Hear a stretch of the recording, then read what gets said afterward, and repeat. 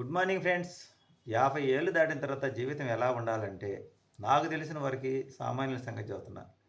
ధనవంతులంటే ఇంక వాళ్ళని మనం ఏం చేయలేం. వాళ్ళు నిరంతరం సంపాదించడానికి పుట్టారు. వాళ్ళకి ఇంక రెండో ఆలోచనే ఉండదు. 50 ఏళ్ళ దాకా పోరాడు, కష్టపడు. ఏం సాధిస్తావు? నువ్వు ఏం సాధించినా 50 సంవత్సరాల లోపే. చాలామంది అంటారు 60, 70 సంవత్సరాల్లో కూడా సాధిస్తారని. వాళ్ళంతా ఏమంటారు కారణ జన్ముల, మహామేధావుల లేకపోతే భగవంతుడు అంశతో పుట్టినోళ్ళు కావచ్చు. కానీ ఎక్కువ పర్సెంట్ వాళ్ళొక్కళ్ళు ఎవరో ఒకరినో ఇద్దరినో చూసుకొని మనం అలా అనుకోవడం తప్పు గానీ, 50 సంవత్సరాల దాకా నీ శరీరంలో శక్తి సామర్థ్యాలు ఉంటాయి. అప్పుడు దాకా కోరికలన్నీ ఎక్కువ ఉంటాయి కాబట్టి పోరాడతావు. 50 దాటిన తర్వాత కూడా ఉంటాయి కోరికలు. కానీ ఏం చేస్తారంటే బాధ్యతలు ఎక్కువైపోతాయి. బాధ్యతలు ఎక్కువైపోయిన తర్వాత ఆ కోరికలను తీర్చుకోవడానికి కుదరదు. ఎందుకంటే పిల్లల పెళ్ళిళ్ళు చేయటం, వాళ్ళకి పెళ్ళిళ్ళు చేసి వాళ్ళ లైఫ్ కరెక్ట్‌గా సెట్ అయిందనుకో, వాళ్ళ పిల్లల్ని వాళ్ళని చూసుకోవడం, ఆ ఖర్చులు అయన్నీ ఉంటాయి బాధ్యతలు. ఆ తర్వాత వాళ్ళ లైఫ్ పెళ్ళైన తర్వాత వాళ్ళ వివాహ జీవితం బాగాలేదనుకో, ఇంక నీ జీవితం సంకనాగిపోయినట్టే. పిల్లల జీవితం ఎప్పుడే సెట్ కాదో, ఇంక అక్కడి నుంచి జీవితం సంకనాగిపోయినట్టే. ఇంక అక్కడి నుంచి ఇంక దేని గురించి పోరాటం చేయాల్సిన అవసరం లేదు. ఎందుకంటే నీ చేతుల్లో ఏం లేదో నీకు అర్థమైపోయింది. ఎందుకంటే నువ్వు అప్పటిదాకా ఈ ఒక లైన్‌గా ఒక ఇల్లు కట్టాలి అని, లేపోతే పిల్లలకి బాగా చదువులు చెప్పించాలని, లేతే వాళ్ళ భవిష్యత్తు సెట్ చేయాలని ఒక ఆలోచనతో వచ్చావు.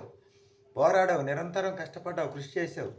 న్యాయబద్ధంగా, ధర్మబద్ధంగా సమాజానికి అనుకూలంగా ఎందుకొచ్చిన టెన్షన్‌లు అని చెప్పి కష్టపడ్డావు, కష్టపడ్డావు, కష్టపడ్డావు. మోసాలు చేయకుండా, అన్యాయాలు, అక్రమాలు చేయకుండా కుటుంబం కోసం నిజాయితీగా పోరాడావు. ఈ పోరాడే క్రమంలో పెద్దలిచ్చిన ఆస్తులన్నీ కోల్పోయావు. సకలం కోల్పోయావు. ఎవరి కోసం కోల్పోయావు? పిల్లల్ని చదివించి వాళ్ళకి పెళ్ళిళ్ళు చేసి వాళ్ళకి దారిలో పెట్టాలని.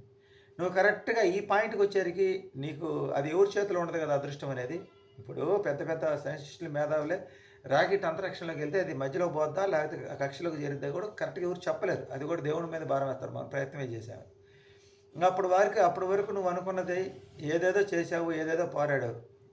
బాగా చదువుకున్న కొడుకు వ్యసనాలకు బానిస కావచ్చు. పద్ధతిగా పెంచిన కూతుర్ని ఒక పనికిమాలినోడి చేతుల్లో పెడితే వాడు వ్యసనపరుడై ఉండొచ్చు. ఇంకా డిస్టర్బెన్స్ అయిపోయావు. డిస్టర్బెన్స్ అయిపోయిన తర్వాత ఇంక అక్కడి నుంచి నువ్వు అర్థం చేసుకో. భగవంతుడు నీకెందుకు ఇలాంటి పరిస్థితి కల్పించాడంటే, ఒరేయ్ నీ చేతుల్లో ఏం లేదురా. నువ్వు వాళ్ళని చూసి పోల్చుకొని పోరాడి ఎందుకురా బాధపడతావు? ఇప్పుడు సగం సగం అంటే ఈ రోజుల్లో మనం బతికేది 60, 70 అంతకుమించి లేదు. ఇంకా దాటి బతికేవాళ్ళు కొద్దిమందే. పర్సెంట్ తక్కువగా ఉంటది. ఒక 2%, 3% కన్నా 2% కన్నా ఎక్కువ బతకరు. ఎక్కువ ఇబ్బందులు జరిగేదంతా కూడా 50-70 లోపలే అన్‌ఎక్స్‌పెక్టెడ్‌గా చనిపోయేది. ఎందుకు చనిపోతున్నారంటే, వాళ్ళు 50 సంవత్సరాలు దాటిన తర్వాత షుగర్‌లు, బీపీలు అన్నీ వచ్చినా కూడా కుటుంబంలో పిల్లల కోసం వాళ్ళ బాధ్యతలు పెంచుకుంటూ, ఆ పిల్లల్ని వాళ్ళ పిల్లల్ని, వాళ్ళ పిల్లల గురించి పొద్దుగూకులు వీళ్ళ గురించే తప్పనించి ఇంక వీళ్ళ గురించి ధ్యాస లేదు. ఆ సమస్య ఎందుకు వస్తదంటే మధ్య తరగతోడికి వీడేం చేస్తాడంటే వీడు కడుపున పుట్టిన బిడ్డలు, కూతుర్లు పుట్టినయి, కొడుకులు పుట్టినయి. వీళ్ళందరినీ వాడి కళ్ళ ముందే ఉంచుకోవాలి. అక్కడ ఒక ఇంట్లోనే ఉండాలి అనే ఇది మీద వాళ్ళని తీసుకొచ్చి పెళ్ళిళ్ళైనోళ్ళని కూడా ఇంట్లో పెట్టుకొని సాకలేక, ఎక్కువ మధ్య తరగతోళ్ళు అల్లుళ్ళు, కూతుర్లని సాకలేక, వాళ్ళకి పుట్టిన బిడ్డల్ని సాకలేక, ఈ లోపల కొడుకు పెళ్లి చేస్తే కొడుకు, కోడల మధ్య వచ్చే గొడవలు, అదే ఈ కూతురు ఇంట్లో ఉందని ఇట్లా ఈ గొడవల వల్ల, ఈ సమస్యల వల్ల జీవితాలు ఈ అనవసరమైన ప్రెజర్స్ అన్ని నెత్తిన పెట్టుకోవటం వల్ల ఆలోచన ఎక్కువైపోయి ఈ కుటుంబ యజమానికి వాడి జీవితం అంతా 50 సంవత్సరాలు కష్టపడ్డాడు. ఇంక అక్కడి నుంచి వాడు ఫ్రీ అవ్వడానికి అవకాశం లేకుండా ఈడేం చేస్తున్నాడు, ఈ పిల్లలందరిని తీసుకొచ్చి ఇంట్లో పెట్టుకుంటున్నాడు. ఆడపిల్లల్ని అంటే పెళ్ళి ఏదైనా డిస్టర్బెన్స్ అయ్యి ఇంట్లో పెట్టుకోవడం ఒక సమస్య, అది కర్మ. పెళ్ళి అయిన తర్వాత కూడా ఆ పిల్లల్ని సాకాలి, వాళ్ళని నా బాధ్యతే తీసుకోవాలి, మా పిల్లలకి ఏం తెలియదు, వాళ్ళని భ్రమలో పడి ఈ అనవసరమైన చిక్కులు చికాకు తెచ్చిపెట్టుకొని ఈడి జీవితానికి భగవంతుడు ఇచ్చినటువంటి అవకాశాన్ని సద్వినియోగపరచుకోండి. పిల్లల్ని చదివించావు, పెళ్ళిళ్ళు చేసావు, వాళ్ళ రాతలు బాగలేవు. ఇంక నువ్వెందుకు టెన్షన్ పడతావు? టెన్షన్ పడగాకు. ఏం జరుగుతుందో చూస్తూ ఉండు. ఎందుకంటే నీళ్ళు వాటి వంకాయ చూసుకుంటాయి. నువ్వు కట్టేసి నువ్వు ఆపుకోవాలనుకున్నా కానీ, నువ్వు ఎక్కడ అడ్డు కట్టేస్తుంటే ఇంకొక పక్క నుంచి అది దాని వాలు చూసుకుని వెళ్ళిపోతుంది. డ్యాములు కట్టినా కూడా గేట్లు పెడతారు.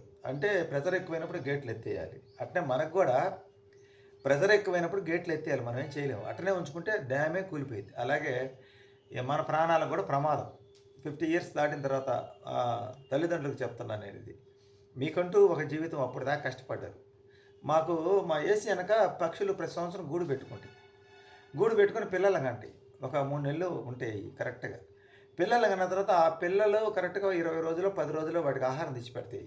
పురుగులు తెచ్చిపెడతాయి. 20 రోజులు పూర్తి అవ్వగానే పిల్లలు ఎగరటం మొదలుపెట్టిన తర్వాత అది ఆహారం ఆపేస్తది. పిల్లని ఆ పక్షి పిల్ల పక్షుల్ని ఎట్టా ఎగరాలో నేర్పిద్ది. ఇట్లా, ఇట్లా, ఇట్లా, ఇట్లా, ఇట్లా నేర్పిద్దనమాట. అది ఎగరటం నేర్చుకోమంటది. ఇంక ఆహారం పెట్టదు. ఎందుకంటే నీ ఆహారం నువ్వే సంపాదించుకోమంటది. ఆ పక్షి ఆ బిడ్డను బతికించడానికి. ఇక నేను పొద్దుగూకులు పెడతావంటే నువ్వు పని చేసుకోవు. నీకు రెక్కలొచ్చినియి. ఇంక నువ్వు ఎగురు. ఎగిరి నీ ఆహారం నువ్వే సంపాదించుకో అని పక్షి మనకి నీతి చెప్తుంది.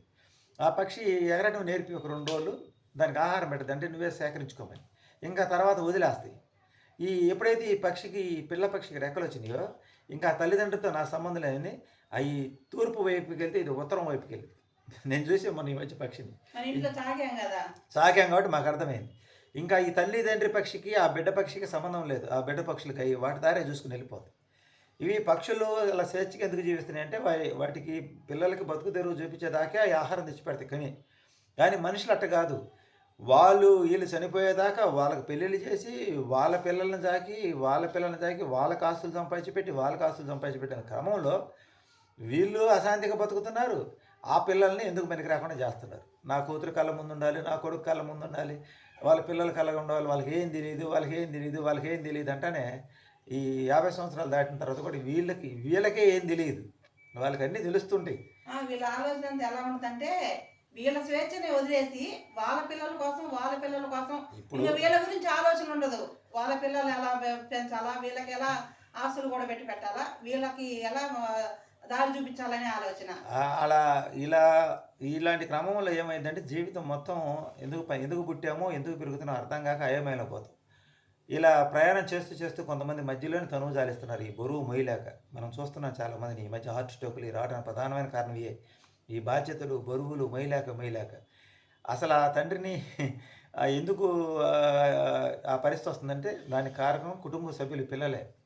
అందరూ ఒకేసారి ఉండి బరువంతా తండ్రి మీద వేస్తే అతను మొయ్యలేక, అతని గురించి అతను ఆలోచన చేయలేక ఆ తల్లిదండ్రుల మీద పడితే వాళ్ళ గురించి వాళ్ళకి ఆలోచన లేక వాళ్ళకి మానసిక ఒత్తిళ్ళు పెరిగి టెన్షన్లు అన్నీ పెరిగి వాళ్ళకంటూ ఒక వృద్ధాప్యంలో కూడా కూర్చొని మాట్లాడుకునే స్వాతంత్రం లేక వాళ్ళకంటూ స్వేచ్ఛ ఉండదు. ఇంక పొద్దుగూకులు పిల్లలు, అల్లుళ్ళు, కూతుర్లు ఎప్పుడు ఇంక చుట్టాలు పక్కాలి. ఇంక ఆ వయసు అయిపోయినా వాళ్ళకి ఒక పక్క మోకాలు నొప్పులు వస్తుంటాయి, గ్యాస్ ట్రబుల్ వస్తుంటుంది, తలనొప్పి వస్తుంటుంది, చికాకు వస్తుంటుంది. ఏం పట్టించుకోరు. హాస్పిటల్ పోయి కళ్ళు చూపించుకోవాలంటే మా పిల్లలకి ఈ నెల ఇంటి బాడీ కట్టాలి, ఈ పిల్లలకి స్కూల్ ఫీజు కట్టాలి. ఇవన్నీ తల్లిదండ్రులు ఎప్పుడైతే చూసుకుంటున్నారో, అత్తమామ తల్లిదండ్రులు చూసుకుంటారో వాళ్ళు సక్రమమైన బాధ్యతలో అల్లుళ్ళు కానీ, కూతుర్లు కానీ, కోడళ్ళు కానీ ఉండరు. ఎప్పుడైతే తల్లిదండ్రులు అంటారు, ఒరే పిల్లల కన్నంలో సరిపోయిద్దా, వాళ్ళ జీవితాలు సక్రమం, పిల్లల్ని కన్నావు, ఆ పక్షిలాగానే కన్నావు, వాళ్ళకి విద్యాబుద్ధులు చేయించు, చదువు రాకపోతే ఏదైనా పనులు చేర్పించు, వాళ్ళంతటా వాళ్ళు సంపాదించుకోవడం మొదలుపెట్టిన తర్వాత ఇంకా నీ కంట్రోల్ ఏంది నాకు అర్థం కాలేదు. నీ కంట్రోల్లో పెట్టుకోవాలనుకుంటే వాళ్ళు ఉంటారా? ఎప్పటికీ జరగదు. నీ కంట్రోల్లో పెట్టుకుంటే ఉన్నట్టు నటిస్తారు. లాస్ట్కి నీ జీవితమే అన్యాయం అయిపోతుంది. శాశ్వతంగా ఇక్కడేమో మనం ఒక 10 సంవత్సరాలు బతకడానికో లేకపోతే నిండు నూరేళ్ళు బతకడానికి రాలేదు. నిండు నూరేళ్ళు బతికలు కూడా లక్షల్లో 2-3 ఉంటారు, అంతకుమించి ఉండరు నాకు తెలిసి. లేకపోతే ఒక 10 మంది, 20 మంది, 100 మంది ఉంటారు. మన కోసం మనకి జీవితం అనేది లేకుండా అన్నీ ఇక్కడే మా పిల్లలు, వాళ్ళ పిల్లలు తరతరాలు కంట మనం పోరాటం చేసే క్రమంలో ఊపిరి పాంగులోనే ఎమ్మంటే పెట్టి తీసుకుని బయట పెడతారు ఐస్ బాక్సులో.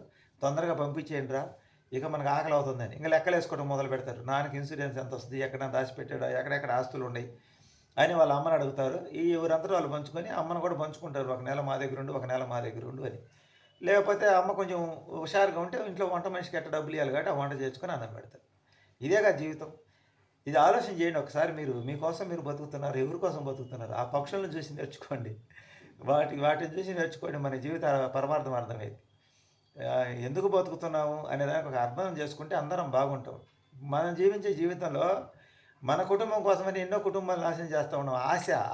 ఆశ వీధిని కొనేయాలి, బజార్లు కొనేయాలి, భూములన్నీ మన చేతిలో గుప్పిట్లోనే పెట్టుకోవాలి, ఇక మిగతా ఎవరిని బతకనియకూడదు అనే ఆశతో వీడి బతుకు లేకుండా పోతుంది. ఆశతో వీడి బతుకు లేకుండా పోతుంది. వీడి చనిపోగానే వీడు సంపాదించిన ఆస్తులని ఒక సంవత్సరం 2 సంవత్సరాలు వాళ్ళు వ్యసనపరులైన అల్లులు కానీ, వ్యసనపరులైన వచ్చిన కోడళ్ళ కొడుకులు కానీ, వచ్చిన కోడళ్ళు దురాశపరులైన కోడళ్ళు కానీ వీళ్ళ వల్ల వీళ్ళ ఆస్తులన్నీ హరించబడిపోతాయి. ఎంతోమంది ఉసురు తగిలి. ఒకసారి ఆలోచన చేయండి. 50 సంవత్సరాలు దాటిన తర్వాత ఎంతో ప్రశాంతంగా ఉండాలి. మీకు అక్కడి నుంచి మీరు అనవసరమైన బాధ్యత నెత్తిన పెట్టుకోకూడదు. ఎలా జరగాలంటే అలా జరిగిపోయింది, ఎలా జరగాలనుకుంటే అది జరిగిపోయింది. మీకోసం మీరు బతకండి. ఎంతకాలం ఉన్నా, ఎంతకాలం జీవించినా జీవితంలో వృద్ధాప్యంలో ప్రశాంతంగా జీవించండి. ఆ ఆలోచనలన్నీ పెట్టుకొని ఆ స్ట్రోకులు వచ్చి అనారోగ్యాలు వచ్చి మీరు పోయినంత మాత్రం మీకోసం ఎవరు ఏడవరు. మీరు ఏ కుటుంబ సభ్యుల కోసం అయితే పాటుపడ్డారో వాళ్ళెవరు ఒక రోజు ఏడుస్తారు, 2 రోజులు ఏడుస్తారు, 3 రోజుల నుంచి ఇంక ఈ లెక్కలేసుకుంటూ మొదలు పెడతారు ఎక్కడెక్కడ ఉండయి ఏమేంటి అని. దీనికోసమా మీరు ఇంతలా పోరాడేది? ఆ పక్షులను చూసి నేర్చుకుంటే మనకి ఎంతో జ్ఞానం వస్తుందనేది నా అభిప్రాయం. వీడియో నచ్చితే లైక్ చేయండి, సపోర్ట్ చేయండి. బై. Thank you.